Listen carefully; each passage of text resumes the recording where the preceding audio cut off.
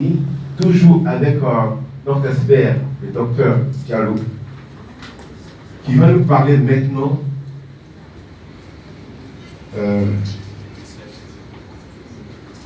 du cancer du sein. Voilà, il nous parlera maintenant du cancer du sein. Alors, on a touché dysfonctionnement érectile chez l'homme. Maintenant, on parlera du cancer du sein. Et en parlant du cancer du sein, j'ai l'une de mes amies, partenaires, qui est décédée il y a une semaine du cancer du sein. Elle a fait la chimio et finalement ils ont coupé le sein et la semaine dernière, elle nous a quittés. C'est pour dire que le cancer du sein, qui sera peut-être développé par le docteur Diallo, mérite toute notre attention. C'est pourquoi je vais vous demander, chers invités, et toutes les personnes qui sont dans cette salle-là, 1. D'arrêter de bouger. 2. De mettre vos portables sous silence ou des vibreurs. Vous avez une communication, vous sortez discrètement, vous partez la prendre à l'extérieur. Je vous prie véritablement d'être vraiment attentif, parce que cela dit est très important qui va engager notre existence de tous les jours. Docteur Diallo, une fois de plus, je vous prie de l'ovationner pour l'encourager davantage à toujours nous aider. Non, ah oui, ah non, c'est pas avec la bénédiction là. Comment la bénédiction là? On a fait la bénédiction, il y a qui doit dire. Pas bénédiction, toi, tu ne regardes pas bénédiction. Bon, c'est bon. Bon, allez, le fort, mettons la main dans lui. Allez, le fort. Voilà, donc c'est parti. Bon, ok, merci MC, donc merci de cette bonne introduction. Vous voyez le thème encore qui fait le deuxième thème de l'après-midi, le cancer du sein. Le cancer du sein, donc pour nos mamans, nos soeurs, donc nos filles, vraiment ça c'est un mot même généralement que les femmes n'aiment pas du tout attendre. Quand on parle du cancer du sein, ça bouleverse à plus d'un titre. Donc avant de commencer, je vais vous raconter une petite histoire qui va vous plaire certainement, j'en suis sûr. En ce temps, j'étais étudiant à la fac de médecine en classe de 4e, 5e année. Je faisais mes stages pratiques au service de pédiatrie. Mais il y a un jour, il y a une dame donc, qui est venue, elle m'a croisé à l'entrée du service. Elle me dit, donc elle est venue, elle veut se faire examiner, elle a mal au sein. Bon, donc moi, étudiant étant en service de pédiatrie, en même temps, je me suis débarrassé. J'ai dit non, ici, donc c'est les enfants, il ne faut pas en gynéco, va là-bas. Donc le professeur, il passait derrière moi, donc il a remarqué mon geste. Après, il me devance et puis il m'appelle. Il dit, ben voilà, je t'ai vu, tu criais sur la dame. Qu'est-ce qu'elle voulait de cette dame? Il dit, non, professeur, elle veut une consultation donc, en gynéco parce qu'elle se plaint donc d'une douleur du sein. Il me dit, ah bon, il est content et tu la chasses. Je dis, non, je ne l'ai pas. Il dit, va la voir, tout de suite, tu t'occupes d'elle. Si tu finis, tu viens me faire le compte rendu et puis je te le dirai pourquoi. Donc j'étais un peu mécontent, donc je suis retourné voir la dame.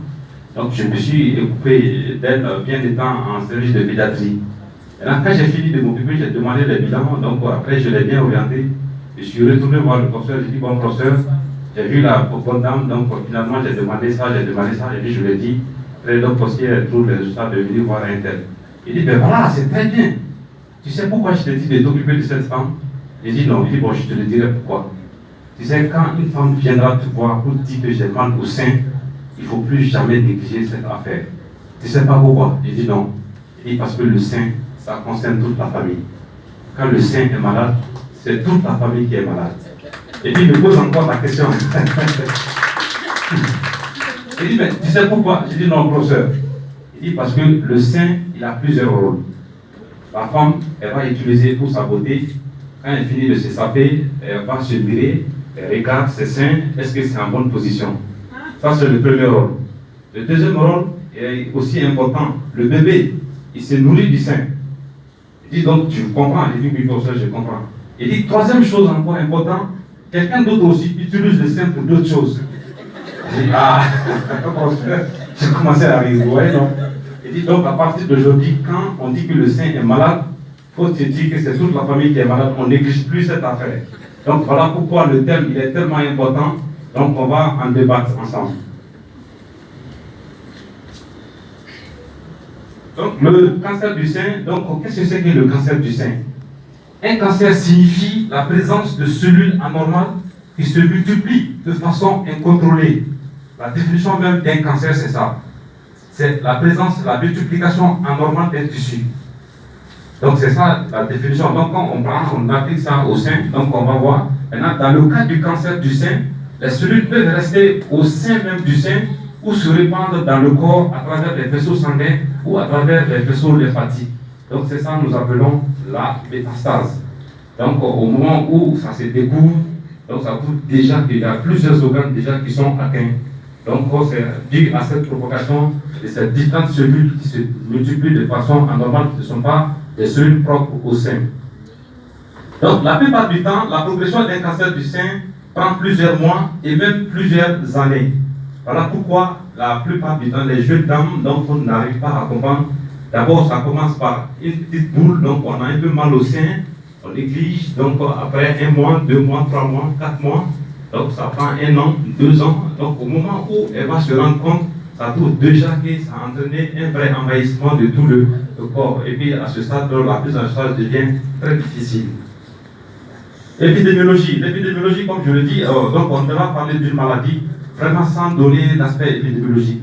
L'aspect épidémiologique, je le dis toujours encore pour que la compréhension de l'épidémiologie, c'est la statistique appliquée à la médecine. Donc ça permet de comprendre les chiffres que nous avançons donc, en matière de pathologie. Le cancer du sein, donc on estime environ à 54 000 nouveaux cas donc, par an et 12 000 décès par an. Vous voyez, donc à travers le monde, 54 000 nouveaux cas de chaque année, c'est ça la prévalence. La prévalence, ça veut dire le nombre de nouveaux cas par an.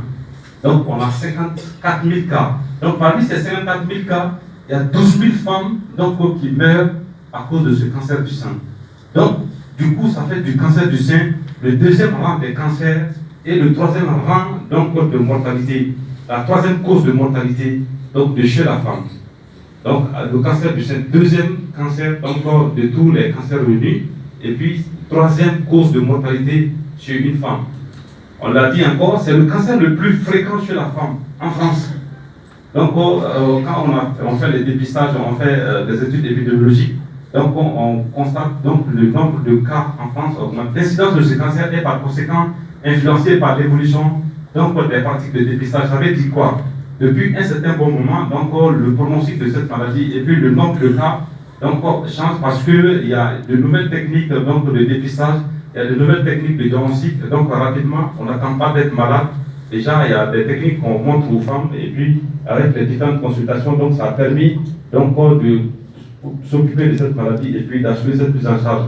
Donc, ça, c'est des données récentes donc, qui ont été publiées en février 2017.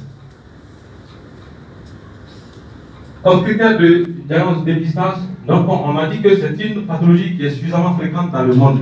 Quatrième cancer en termes de fréquence dans le monde chez la femme, avec plus de 528 000 nouveaux cas, dont plus de 85% surviennent dans les pays du Sud.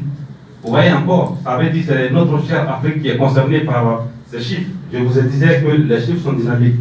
Donc 85% donc, de ces cancers diagnostiqués maintenant se fait dans la ceinture pauvre de l'Afrique, dans la ceinture pauvre du monde, particulièrement les pays donc au-dessus, les pays entre les deux Capricornes, les pays du Sud.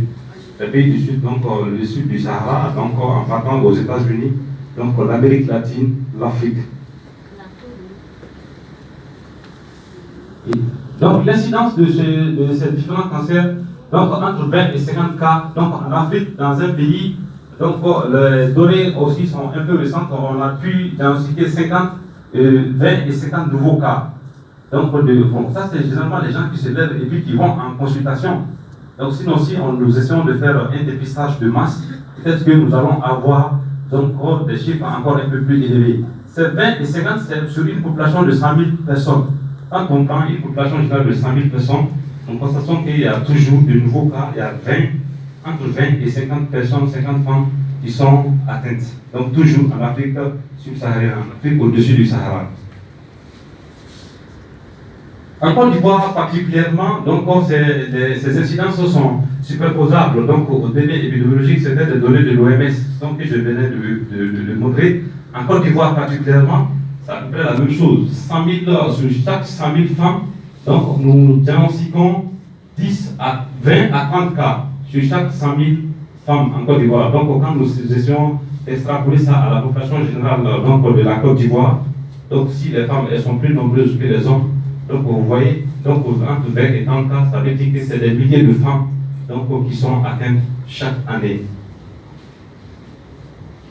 Bon, ouais, il faut le signaler aussi. Donc cette étude aussi, c'est une étude qui est un peu récente quand même. Ça a été réalisé en 2012. Quels sont les signes cliniques de ce cancer? Donc les signes cliniques, les différents signes qui font que, bon voilà, donc une femme, dès que vous voyez ces différents signes, donc vous devez vous douter donc, de la présence d'un cancer. Donc la symptomatologie, d'abord, ça commence par cette petite boule dure dans le sein.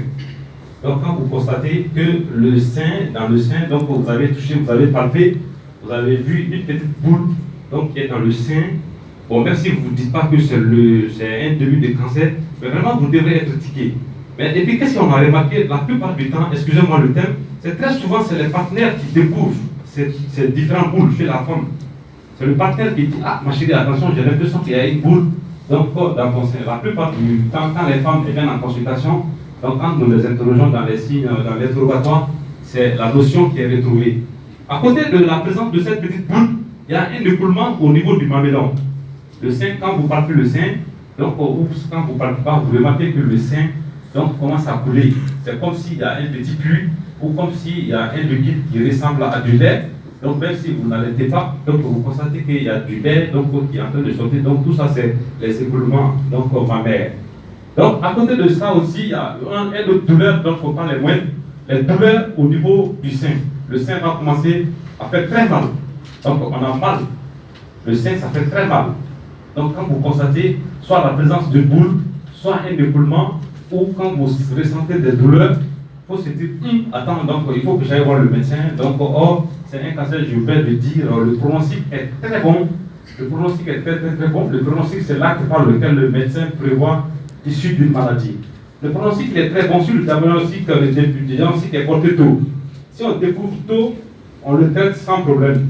Donc, l'expérience de vie de la femme peut être bien améliorée. Il y a un mamelon qui se retourne vers l'intérieur. Vous voyez, donc le bout du mamelon, donc si c'est normalement c'est toujours pointu. Au lieu que ça soit pointu, ça se reverse. Ça se tourne donc vers l'intérieur.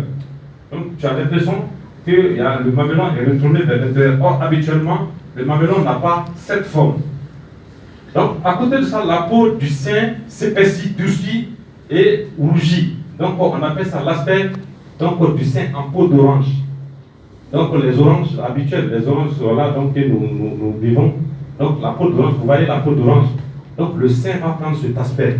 Donc, la peau devient dessus. Donc, on a l'impression d'être en face d'une peau d'orange. Donc, vous voyez, ça doit vraiment vous attirer votre attention. Présence d'une boule dans le sein, ou la présence d'un écoulement, ou la présence de douleurs dans le sein, ou un mamelon qui se retourne, ou vous voyez que le sein commence à se transformer. Donc, ça ressemble donc à une peau d'orange. Dès que vous voyez donc, soit la présence de tous ces signes, ou dès que vous voyez la présence d'un de ces signes, donc pourrez-vous donc chercher à consulter rapidement un médecin, comme je vous l'ai dit. Le pronostic est très bon, sur le diagnostic est porté tôt. Si la prise en charge commence très rapidement, dès l'apparition de ces premiers symptômes, donc il n'y a aucune inquiétude donc, dans cette pathologie. À côté donc, de ces différents signes, donc, quels sont les différents traitements donc, de ce cancer du sein? Il y a plusieurs schémas thérapeutiques qui sont proposés. Il y a plusieurs techniques de traitement. Il y a la chimiothérapie. Donc, quand le diagnostic est porté, donc, vous avez vu, le médecin il a fait son prélèvement sanguin, il a envoyé ça à l'anapath et effectivement, on confirme la présence du cancer, on peut bien traiter. Donc, dans le traitement, soit on va vous proposer la chimiothérapie. Donc, la chimiothérapie, c'est des substances chimiques qui permettent de détruire toutes les cellules cancéreuses. Comme je l'ai dit dans la définition, le cancer, c'est le développement anormal donc, des cellules, donc de façon désordonnée. Maintenant, donc, la chimiothérapie, son but justement, ce sont ces substances chimiques-là qui sont là, donc, qui vont permettre de détruire donc, ces cellules anormales. Donc, il va rester les cellules saines, les cellules propres au corps humain. Donc, à côté de la chimiothérapie, ça prend des sciences. Donc, je pense que bon, chacun d'entre nous, un parent, a eu à faire, même si ce n'est pas spécifiquement dans le cas du cancer du sein, donc dans d'autres types de cancers, donc cette chimiothérapie est toujours proposée. À côté de la chimiothérapie, il y a la chirurgie. On opère le sein, donc dès que le diagnostic est confirmé et qu'on voit s'il n'y a pas de métastase, donc il n'y a pas de ganglions donc, qui sont touchés, donc il y a aussi un ganglion ou deux ganglions qui sont généralement touchés, on fait la chirurgie. Donc on fait une mastectomie. Donc la chirurgie, la mastectomie, on coupe le sein, donc on enlève complètement le sein malade. Donc on peut le remplacer après par des prothèses. Donc on met des prothèses. Donc avec la chirurgie reconstructrice, on a l'impression que c'est des seins normaux, or donc c'est un sein artificiel. Donc à côté de cette chirurgie, de cette mastectomie, il y a la radiothérapie aussi. Donc la radiothérapie, c'est des rayons X donc, qui sont très chargés qu'on envoie donc, sur les cellules cancéreuses. Quand on envoie ces différents rayons sur les cellules cancéreuses, ça permet de tuer toutes ces cellules cancéreuses. Donc vous voyez, ça ne doit plus vous faire peur. Ça ne doit plus vous faire peur. Donc quand on dit cancer du sein, ça ne doit plus vous faire peur. Il faut se dire que, bon voilà, c'est vrai, même si j'ai un cancer, donc comme le médecin l'a dit, si donc, on commence rapidement la prise en charge, je peux être bien guéri de ce mal. Donc, avec tous ces différents schémas thérapeutiques, je pense qu'on ne doit plus avoir peur de ça. Souvent, chez certains patients, on regroupe tous ces trois schémas. On fait la chimiothérapie, donc après la chimiothérapie, on fait la chirurgie, donc on fait la mastectomie, donc après la mastectomie, on fait la radiothérapie. Donc voilà pourquoi j'ai essayé de donner ça par ordre chronologique. Maintenant, à côté même de ça, il y a un autre traitement qu'on appelle immunothérapie. L'immunothérapie, donc, c'est le renforcement donc, du système immunitaire. Aider l'organisme à prendre des substances, donc à développer ses propres défenses antimicrobiennes et puis lutter contre ces cellules cancéreuses, lutter contre ce cancer. Donc, après cette phase de traitement, vous voyez, donc, je vais vous montrer quelques iconographies, quelques images donc, de cancer du sein. Vous voyez, donc, c'est des personnes, donc, elles sont restées. Ces femmes, elles sont restées sans savoir qu'elles présentaient un cancer du sein. Donc, malheureusement, donc, au moment où on découvre, ça donne des plaies, c'est des plaies qui ne sont pas du tout jolies à voir.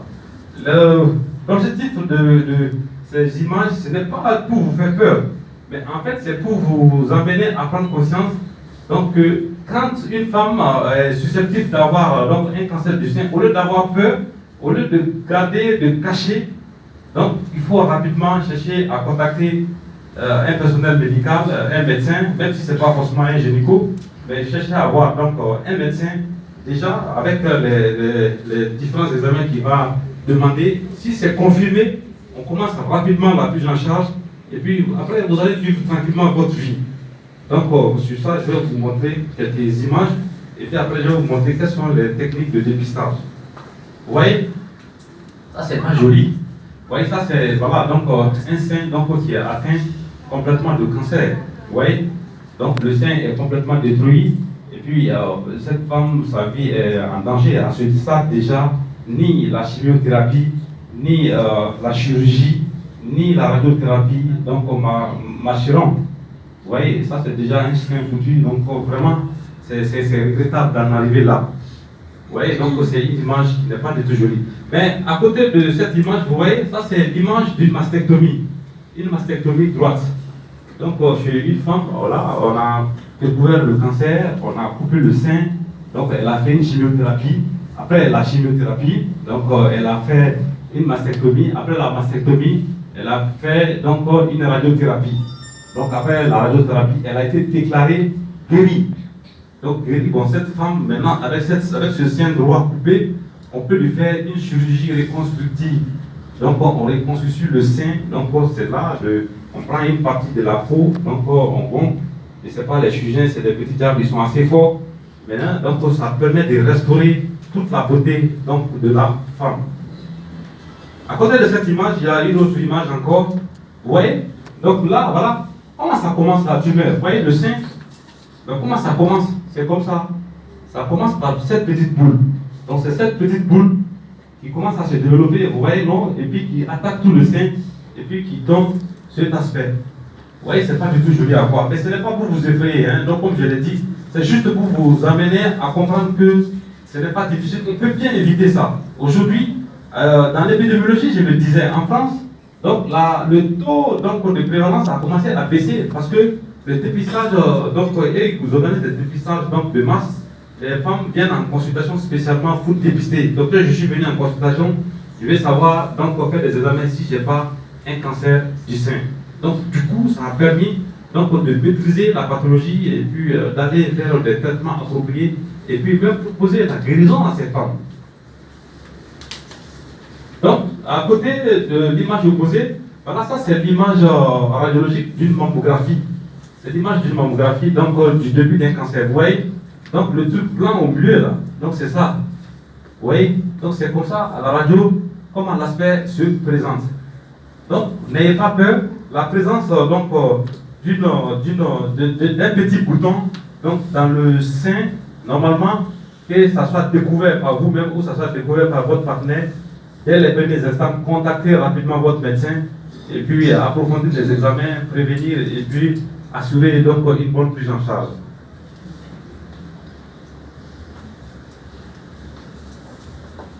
Côté de cette image encore, donc il y a une autre image. Donc ça c'est une de nos sœurs voilà, africaines aussi donc, qui a fait une mastectomie. Voilà, donc une mastectomie, sa plaie est en voie de cicatrisation. Donc ça avait envahi tout le truc, mais quand on a fait la mastectomie, donc on voit qu'il y a une guérison. Mais vous voyez l'aspect de cette femme. Donc quand on regarde, elle est déprimée, elle n'a plus confiance à la vie, les yeux donc sont trucs. Bon, mais on peut ne pas arriver à cet état. On ne peut ne pas arriver à cet état. D'autant plus que, comme je le dis encore, je vais le répéter, si le diagnostic est vite porté, donc la prise en charge se fait de façon correcte. Donc même s'il y a un cancer, on ne souhaite pas, mais si c'est vite diagnostiqué, on peut bien traiter. On peut bien traiter. Une dernière image encore donc, pour vous montrer. Voilà, donc cette femme, l'autopalpation des seins. Toutes les femmes, pas seulement les femmes, hein. Donc il y a une parallèle qu'on doit dégager. Le cancer du sein, ce n'est pas seulement l'affaire des femmes. Les hommes aussi peuvent être atteints de cancer du sein. Ah oui, oui. Les hommes aussi peuvent être atteints de cancer du sein. Mais l'épidémiologie, la prévalence chez les hommes, c'est vrai, donc elle est très faible. Hein. J'ai vu, la dernière fois où j'ai vu ça, c'était chez un homme de 92 ans. Donc, il est venu, c'est un cancer du sein, il développait depuis 6 ans. Et puis, donc, au moment où on le recevait, pratiquement, il était en phase terminale, mais il avait 92 ans. Donc, cancer du sein. Donc, ce n'est pas étonnant. Donc, voilà pourquoi, donc, mes chers frères, mes chers tontons, donc, je vous ordonne tout le temps à palper les seins. Donc, comme on le dit, c'est le sein, ça concerne toute la famille, c'est pour tout le monde. Ce n'est pas seulement l'affaire de maman. Donc, quand on est ensemble, donc là, il faut toujours palper. Même si maman ne parle pas, il faut toujours palper. Donc, voilà, cette femme, elle est là. Donc, c'est pour vous montrer la technique d'autopalpation. Quand on veut palper, vous voyez, c'est comme ça qu'on fait. Donc, sur le cadran du sein, on fait comme ça. Tourne, voilà, on fait le tour, donc on regarde. Donc, à la fin, quand on arrive, on pince sur le sein, voir s'il y a un éboulement, parce que je l'ai dit tantôt, l'éboulement constitue un des signes donc, du cancer. Donc, on ne trouve pas, ce n'est pas obligatoirement la présence de la boule. Mais vous allez palper, vous n'avez rien retrouvé. Donc, après la boule, après l'avoir fait, quand vous arrivez au niveau du mamelon, donc vous pincez un peu. Quand vous pincez, s'il y a un éboulement qui sort, donc ça peut être sous forme purulent, ou sous forme de lait, ou si c'est du sang. Donc, en même temps, donc habillez-vous, allez-y consulter le médecin. À ce stade, déjà, on peut faire bien quelque chose. Cette technique d'autopalpation, elle doit être pratiquée chez toutes les femmes après les menstrues. Dès que les menstrues finissent, le lendemain des menstrues, donc chaque mois, il faut faire pour dépister en amont déjà la présence d'un cancer possible. Donc tout le monde peut faire donc, cette autopalpation. Donc avec la main contrôle latéral, donc sur le sein contrôle latéral, on palpe. Donc on fait comme si c'est un cercle. Donc on commence, voilà, on rentre, jusqu'à arriver au niveau du mamelon. Donc s'il y a une boule quelconque dans une des parties, on s'arrête. Donc on pince. Donc il n'y a pas d'éboulement. Donc voilà, il y a le docteur, j'ai l'impression que j'ai une boule dans le cerveau. Maintenant je pense qu'il y a beaucoup de femmes qui ont commencé à comprendre ça. Dès qu'elles touche un peu ou le partenaire touche, donc très souvent, elles viennent. Elles viennent, donc très souvent quand on fait, on trouve que bon, donc c'est des kystes souvent. Maintenant, mais c'est très bon, si c'est des kystes, on fait une aspiration, il y a une technique, on fait une ponction. La ponction, on envoie le liquide donc, à l'anapathe, à l'examen anatomopathologique, donc on cherche des cellules cancéreuses. L'examen, ça ne dure pas, normalement maximum, si ça doit durer, c'est 2 semaines. Donc actuellement en Côte d'Ivoire, donc, nous avons des cancérologues très compétents qui sont sur place avec un service de cancérologie. Donc, je pense qu'il y a dans toutes les cliniques pratiquement la prise en charge de ces différents cancers donc, sur place. Donc, sur ces diapositives, donc, je vous remercie de votre aimable attention.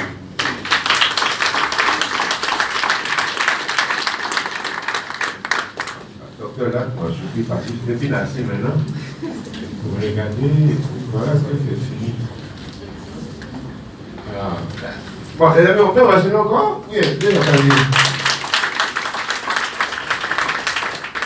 Vous savez, il y a une chose, hein. C'est qu'on vient d'entendre du cancer du sein.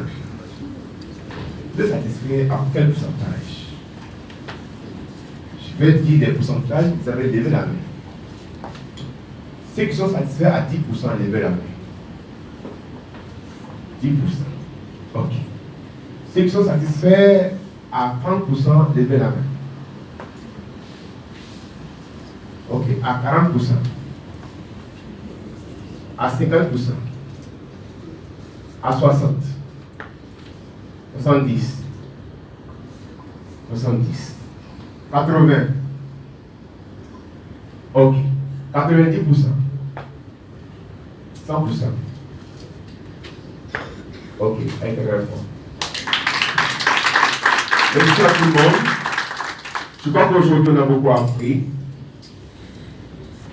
Maintenant, on va se prêter aux questions. Donc, tous ceux qui ont des questions, merci de les préparer maintenant. Donc, si tu es prêt, me fais signe de questions. Ça peut aller? Ok, super. La première question vient d'où? Madame, à 10%.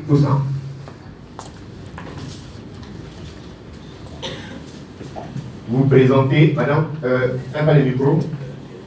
Ok, donne-moi le micro.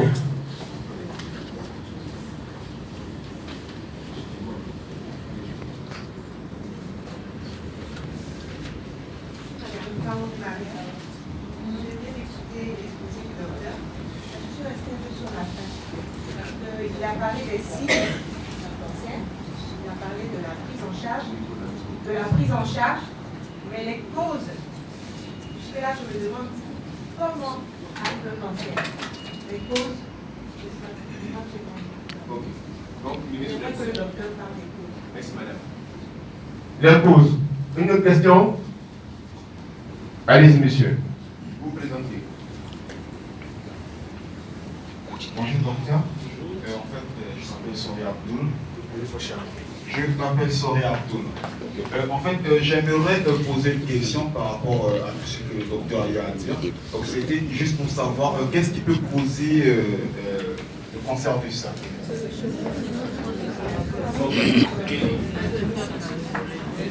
Une question, oui, madame. Vous vous présentez. Bonjour, monsieur, je m'appelle Awa Traoré. Je voudrais savoir, une personne qui est déclarée guérie du cancer du sein, est-ce que la personne peut développer une autre partie de son corps? Une personne qui a fait le cancer du sein, qui est déclarée guérie, est-ce que la personne peut avoir un cancer d'une partie de son corps? Ok, merci. Autre question, s'il vous plaît. Ok. C'est une compagnie de travaux. Vous présentez, madame? Je suis madame Emio.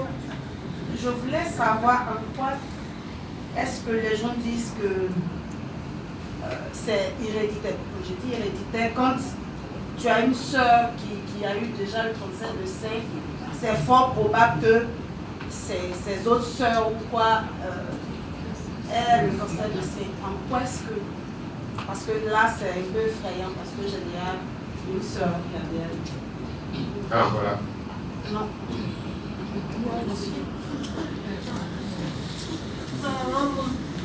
J'aimerais savoir si. Maman Suzanne. Maman Suzanne, madame, mademoiselle. Le médecin a montré les trois prises en charge pour guérir le cancer. La chimio, la chirurgie et puis la radiothérapie.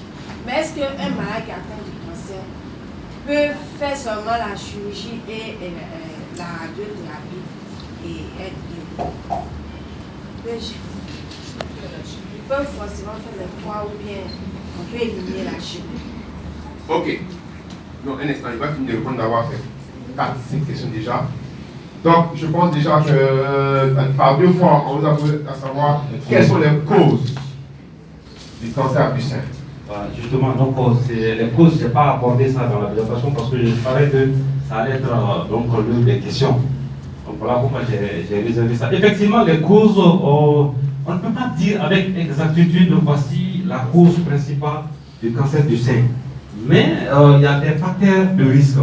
Ces facteurs de risque, par exemple, donc, du coup, ça va permettre de répondre à la question donc, de madame donc, en face. Donc, en fait, justement, quand une sœur a fait présenter un cancer dans la famille, ou si la maman a présenté un cancer, donc on suppose qu'il y a une notion de cancer dans la famille. Donc, il y a une susceptibilité, justement, qu'une autre personne de la famille, donc de même père ou de même mère, ait développé encore un cancer. Donc, dans le même ordre d'idée, c'est la notion d'hérédité justement qui se pose là. Donc, on suppose que les cancers du sein ou les cancers de manière générale, il y a une cause héréditaire. Si la maman, donc, ou si le papa donc, ont présenté un cancer, il est fort probable qu'un enfant, on n'est pas étonné de voir donc, un cancer apparaître donc, chez une autre personne donc, dans la famille, même si ce n'est pas spécifiquement le même type de cancer. Le papa, par exemple, il peut présenter un cancer du cerveau, donc le fils, il peut présenter un cancer de la prostate. Donc, c'est la notion d'hérédité familiale. Donc, on suppose qu'il y a une notion de cancer dans la famille. Donc, à côté justement de cette hérédité qui est incriminée, il y a d'autres facteurs de risque. Par exemple, les infections à papillomavirus. Donc, on suppose que les infections à papillomavirus aussi sont un des facteurs donc, de cancer du sein. En plus donc, du papillomavirus, le mode de vie. Donc, le mode de vie donc, lié au tabagisme, le mode de vie lié à l'alcoolisme, donc, et la prise des contraceptifs. Par exemple, que ce soit les contraceptifs oraux ou bien les contraceptifs pour les hormones. Donc, on suppose que